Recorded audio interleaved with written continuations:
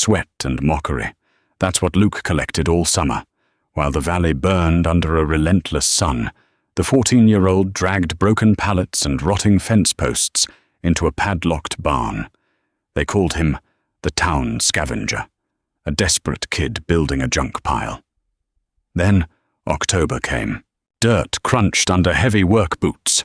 Angelo Jimenez stood by the wreckage of his collapsed silo, a grim monument to a season of cascading failures. The bank had sent their final notice 3 days ago. It sat on his kitchen table right now, pinned beneath a coffee mug permanently stained with cheap grounds. The air tasted like chalk and defeated promises. No rain had fallen in 9 weeks. Luke was there before the dust settled. 14 years old, with ribs showing through a threadbare t-shirt and dirt permanently ground into his knuckles. He didn't ask for money. He didn't ask for water. He just pointed a calloused finger at the splintered pine boards and twisted iron brackets littering Angelo's yard. "You burning that, Mr. Jimenez?" Angelo scoffed. He wiped a thick layer of sweat and grit from the back of his neck with a rag. "Might as well. Ain't worth a damn thing now. Termites got the base, and the wind took the rest. Same as everything else in this miserable county." "Can I have it?" Angelo squinted at the boy. Luke lived 3 miles down the county road on a foreclosure property that the bank hadn't even bothered to clear out yet. His father had died 2 years prior, crushed under a rolling tractor, leaving behind a massive empty dairy barn and a mountain of medical debt. "What are you going to do with a pile of rotted pine, kid? Build a treehouse?" Angelo's tone was sharp. He didn't mean to be cruel, but failure was a venom that infected everything it touched. Luke didn't flinch. "I have a cart." He pulled it from the edge of the driveway. It was a makeshift wagon, built from rusted wheelbarrow tires and a discarded shipping pallet. Without waiting for Angelo's explicit permission, Luke walked over to the wreckage. He grabbed a heavy 12-foot beam. He hoisted it. His thin arms shook violently under the weight. The splintered wood bit into his shoulder, but he dragged it backward, step by agonizing step, until he dropped it onto the cart with a heavy thud. Angelo watched him load 6 more boards. The boy was breathing heavy, sweat dripping from his nose into the dry dirt. "You're going to kill yourself dragging that all the way to your place," Angelo said, leaning against his rusted truck. "There's nothing but dead weight there." "I need the wood," Luke said simply. He grabbed the rope handle of his cart. He leaned forward, digging his worn sneakers into the gravel, and began the slow, squeaking march down the highway. By mid-July, the boy was a local fixture, and a local joke. In the mornings, before the heat became lethal, Luke walked the perimeter of Oak Haven. He hit the industrial dumpsters behind the feed store.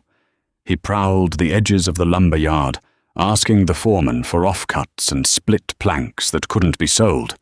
He crawled under abandoned porches to pry loose forgotten lattices.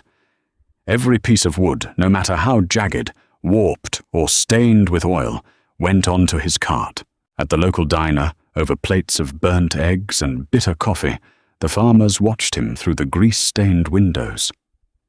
"Kid's lost his mind," muttered Theron Steeves, stirring his coffee with a calloused thumb. He watched Luke haul a shattered oak door past the diner. "Grief does weird things to people. He's just hoarding garbage so he doesn't have to think about his old man." Angelo took a slow sip from his mug. "It's an eyesore. I saw him tearing apart the old Palmer fence line yesterday. Guy is dragging half the county's trash into that giant barn of his." "Someone ought to call child services," a waitress chimed in, wiping down the counter. "His mother works double shifts at the packing plant just to keep the lights on. He's running feral." "Let him be," Theron sighed. "If stacking broken pallets keeps him out of trouble, who cares? It's just scrap. Lord knows the rest of us ain't building anything useful these days." But the drought worsened.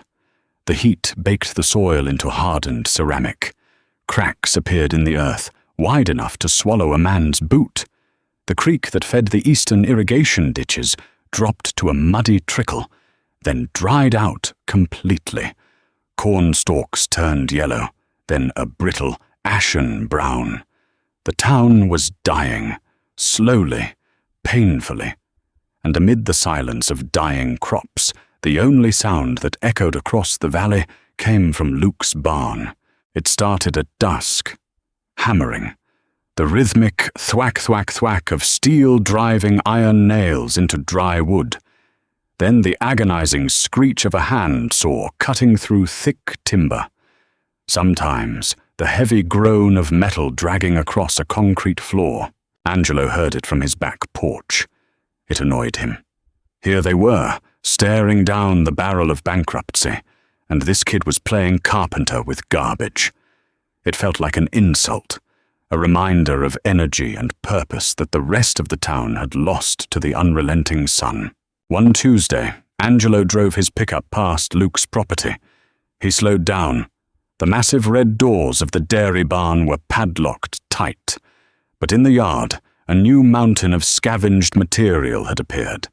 Broken irrigation pipes, rusted chains, 2 discarded tractor axles, and wood.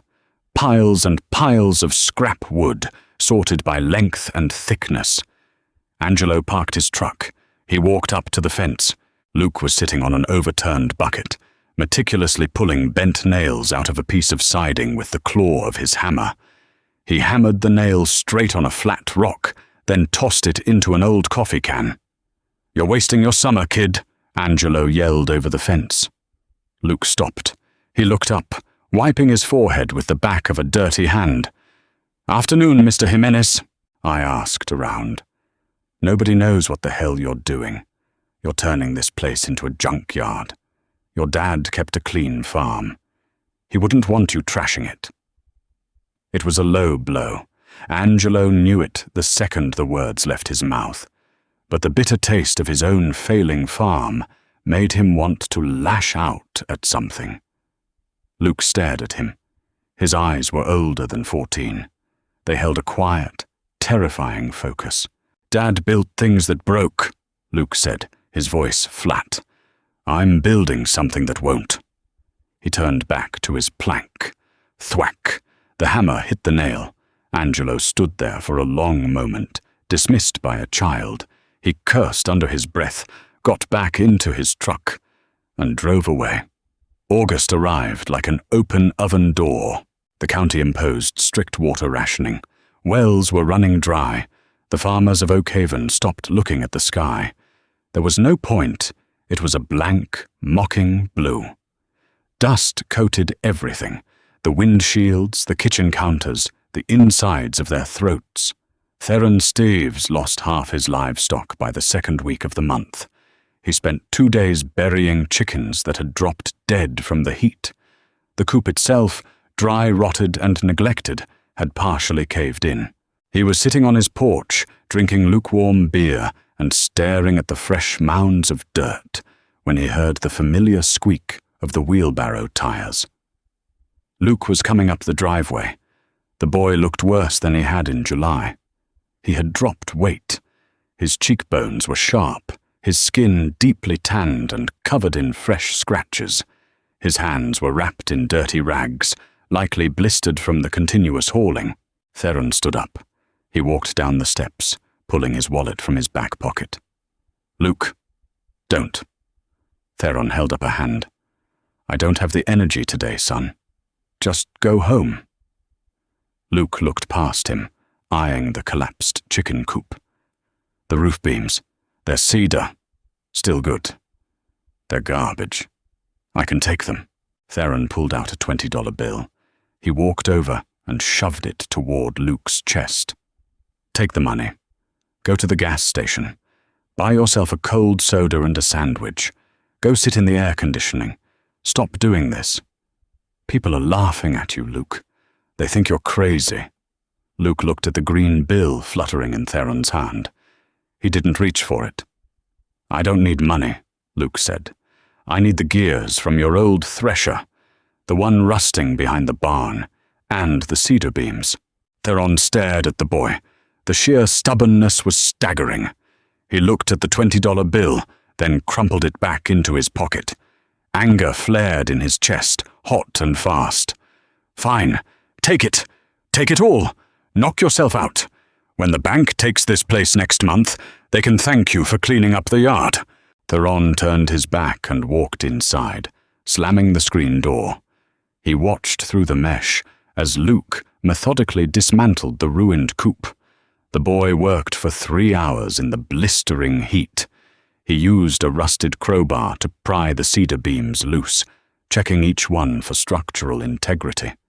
If it cracked too deep, he tossed it aside. If it held, he loaded it.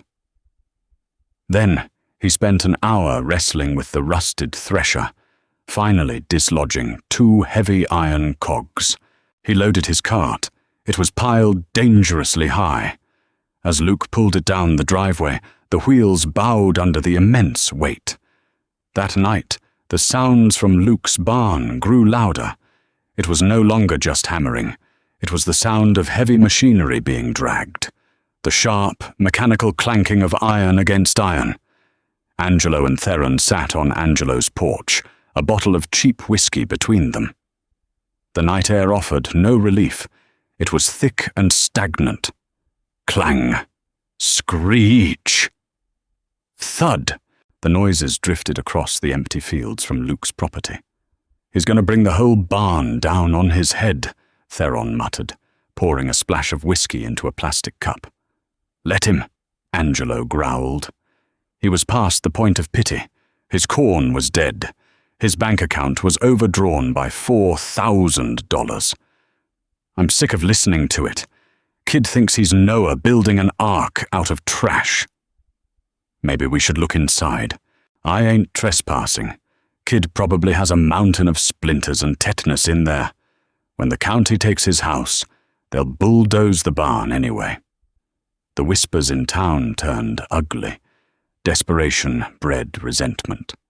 As the farmers watched their livelihoods turn to dust, Luke's relentless, bizarre productivity felt like an active taunt.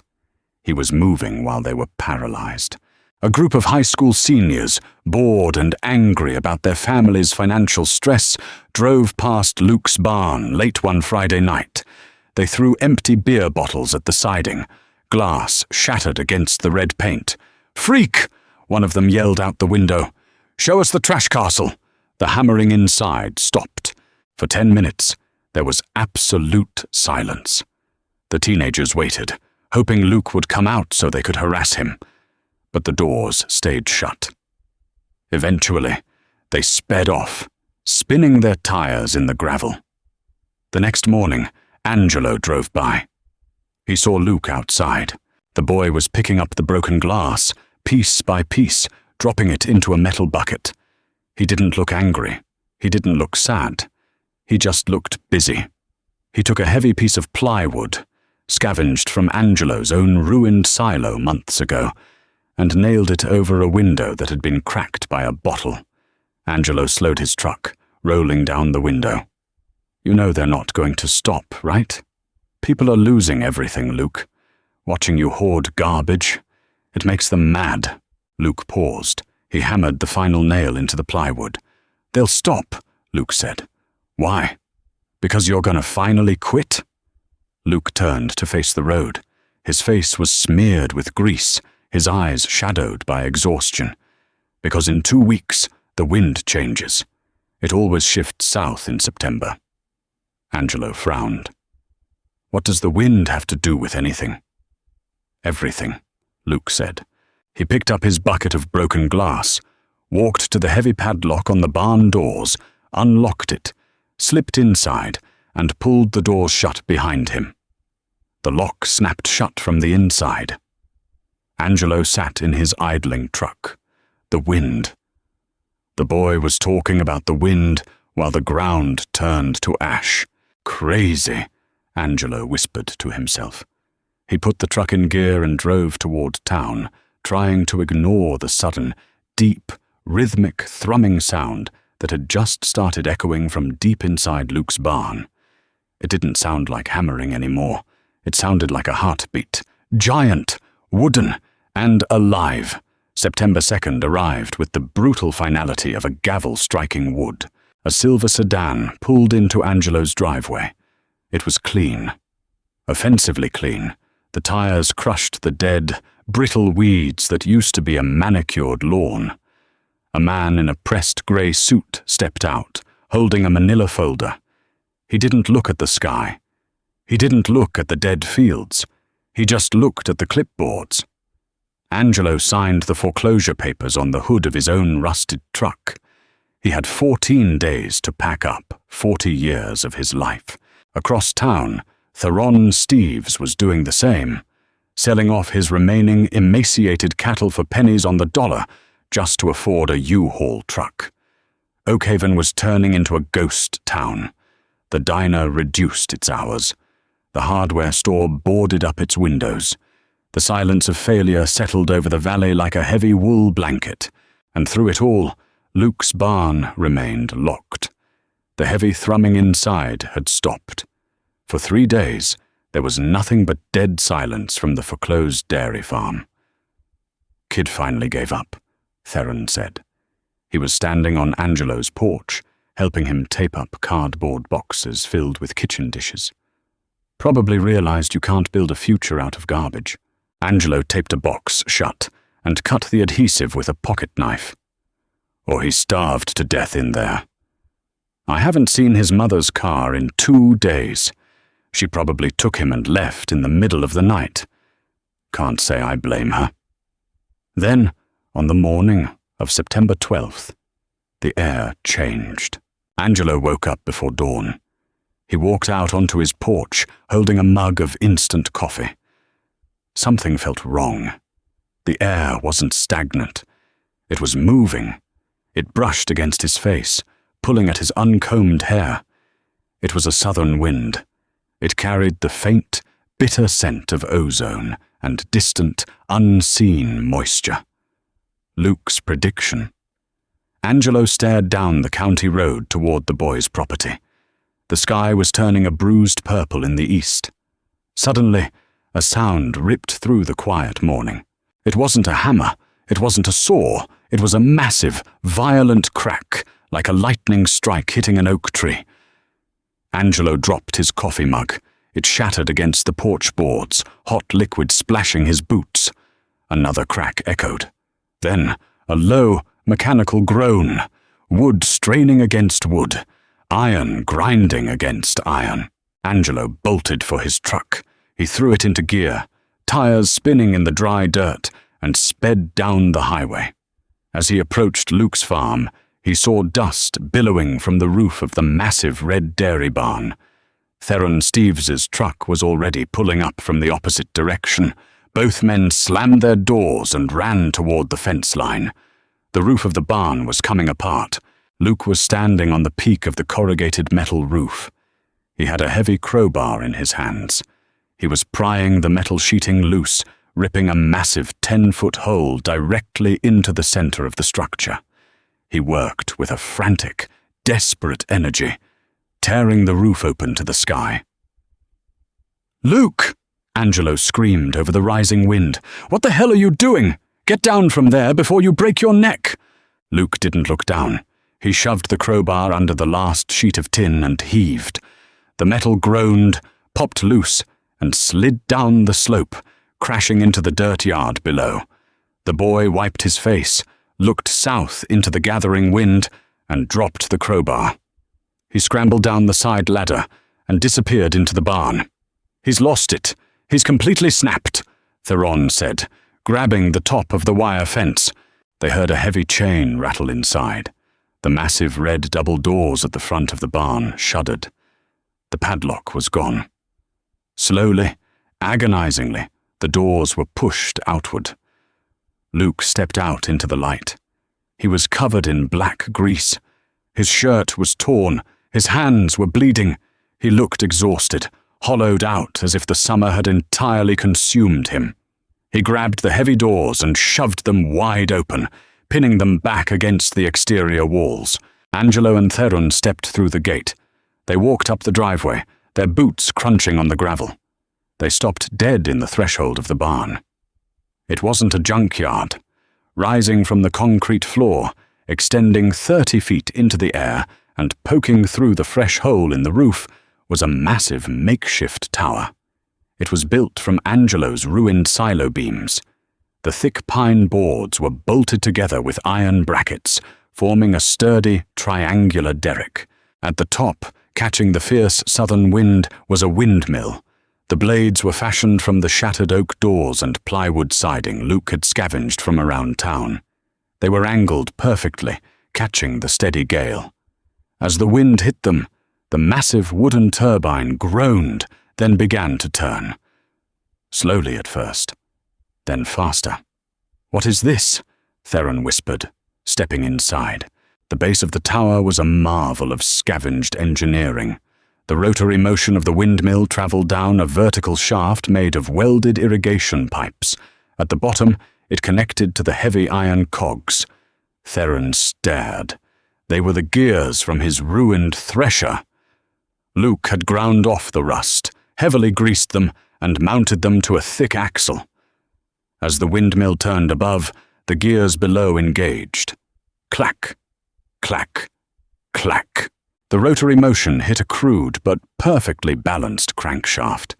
It converted the spinning gears into an up and down pumping action. Attached to the crank was a massive wooden walking beam, pivoting on a rusted tractor axle.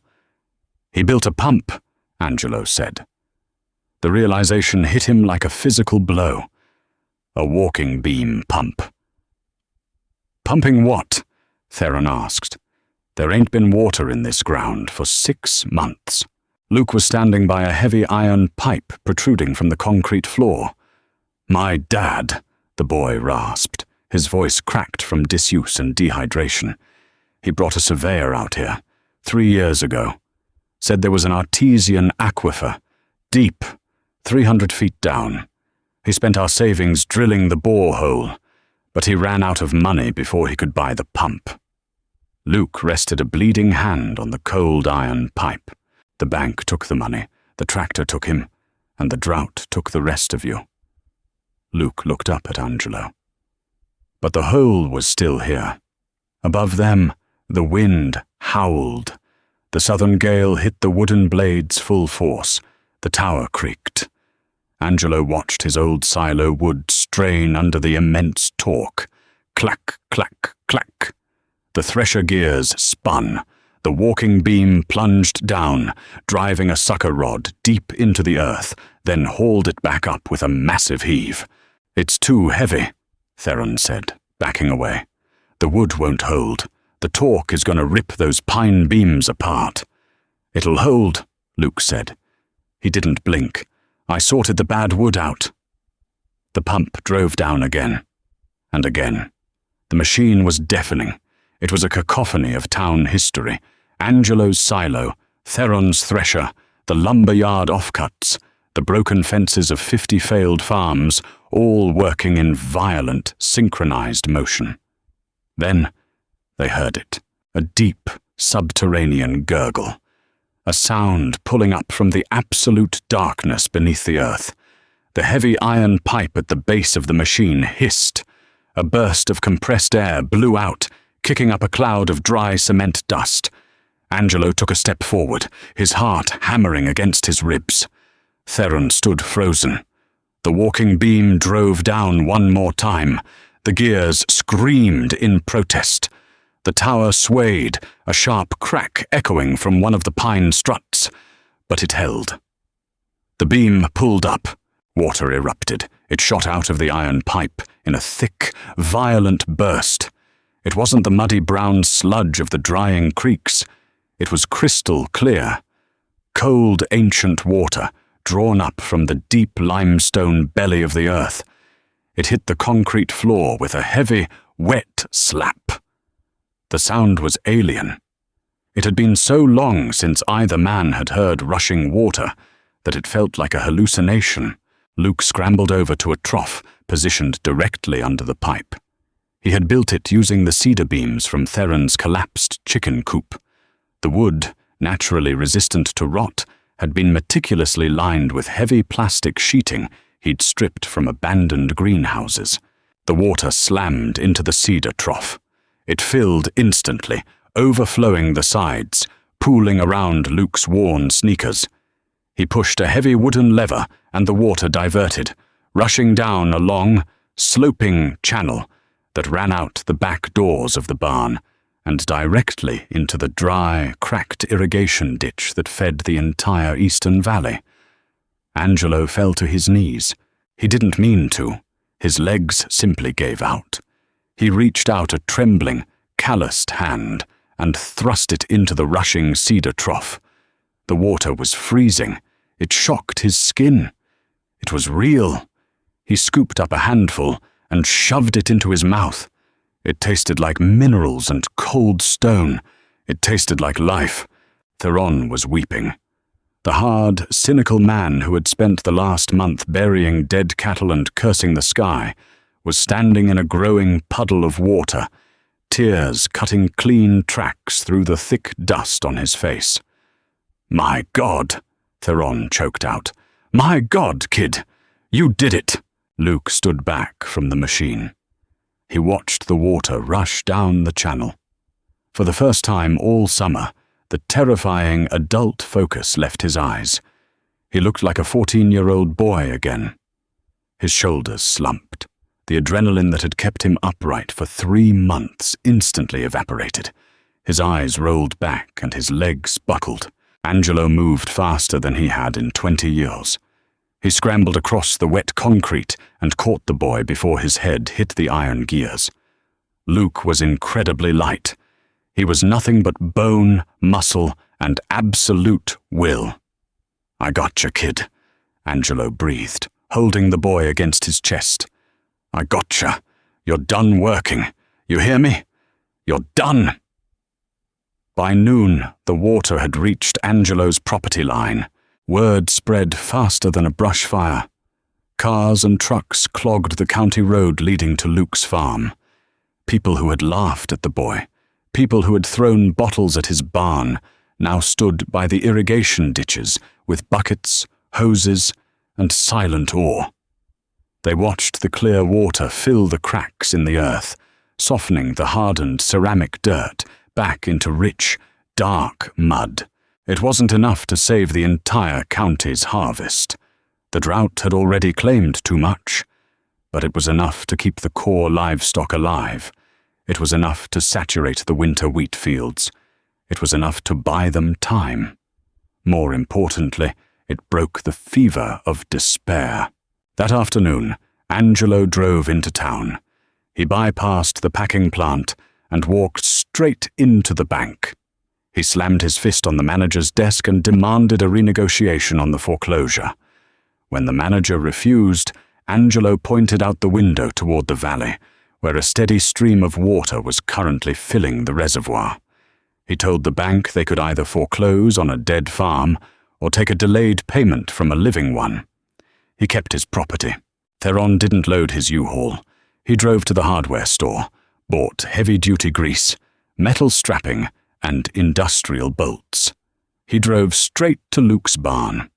When Luke woke up on his couch 24 hours later, wrapped in a blanket with his mother crying quietly in the kitchen, he heard a sound outside. He walked onto his porch. Angelo and Theron were up on the barn roof. They were reinforcing the windmill blades with proper steel brackets. 4 other farmers were inside the barn, bracing the pine tower with heavy oak beams. They were fortifying the machine, protecting it. Angelo looked down from the roof. He saw the boy standing on the porch, blinking in the sunlight.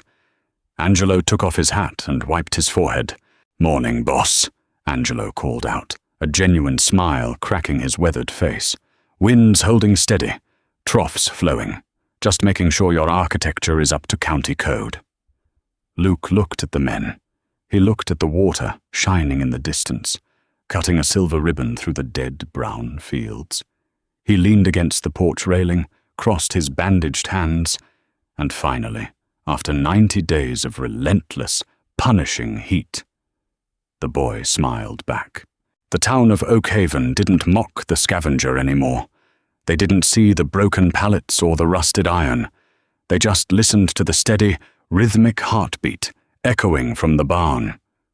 The sound of a town being stitched back together, piece by broken piece. If this story reminded you that true strength often looks like stubbornness to the rest of the world, hit the like button. Subscribe to the channel to join our community of storytellers, and share this video with someone who needs a reminder that even broken pieces can build something miraculous. What would you build if no one believed in you? Let me know in the comments below.